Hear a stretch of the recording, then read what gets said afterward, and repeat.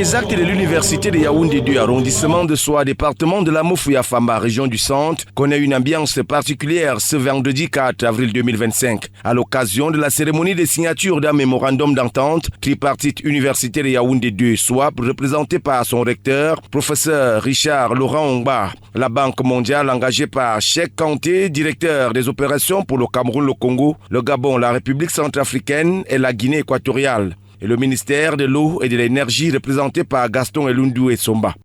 Mon collègue et ami Franz Bisbos, qui est donc le directeur pour le secteur des infrastructures, qui chez nous englobe donc l'énergie, les transports, le digital et le développement urbain.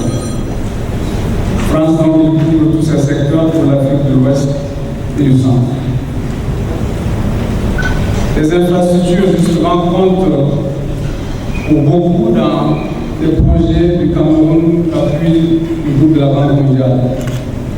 Le projet d'investissement, le portefeuille global de la Banque mondiale ici au Cameroun, compte pour plus de 4,2 milliards de dollars des États-Unis.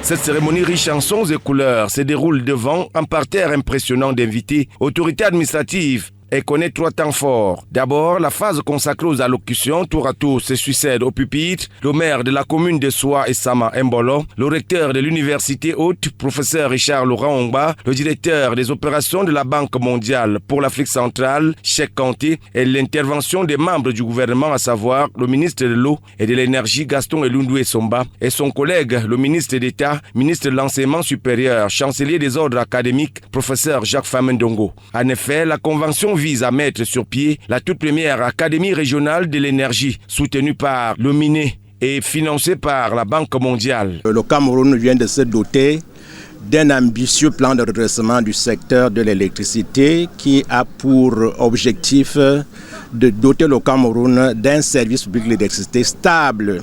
Il faudrait apporter l'électricité à tout le monde, il faudrait que cette électricité soit stable. Et pour y arriver, ce plan effectivement vise l'augmentation de la production, l'amélioration du mix énergétique en misant beaucoup plus sur l'hydroélectricité, le gaz et les énergies photovoltaïques. Ce plan vise également la recherche de l'équilibre financier du secteur. La signature des documents par les 3 parties concernées constitue le deuxième temps fort de cette journée du vendredi 4 avril 2025.